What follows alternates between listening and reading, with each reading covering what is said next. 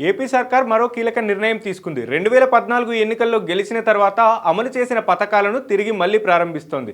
ఈ క్రమంలో క్రిస్మస్, రంజాన్, సంక్రాంతి కానుకలుగా తిరిగి ఇవ్వాలని నిర్ణయం తీసుకున్నట్లు తెలుస్తుంది. దీని గురించి ఏపీ సాంఘిక సంక్షేమ శాఖ మంత్రి డోలా శ్రీ బాల వీరాంజనేయ స్వామి మాట్లాడారు. క్రిస్మస్ కానుకతో పాటుగా రంజాన్ తోఫా, సంక్రాంతి కానుకలు త్వరలోనే ఇస్తున్నామన్నట్లు మంత్రి తెలిపారు. ఏపీలో టీడీపీ కూటమి సర్కార్ అధికారం చేపట్టి 6 నెలల కాలం అవుతుంది. ఈ నేపథ్యంలో ఈ నిర్ణయం తీసుకున్నట్లు సమాచారం.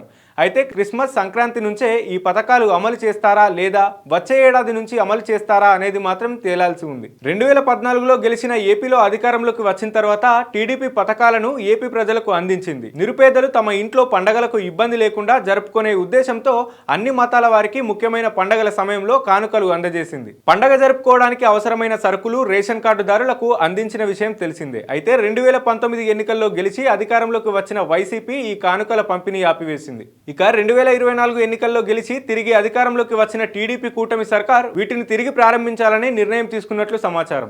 ఇదే విషయాన్ని మంత్రి ప్రకటించారు.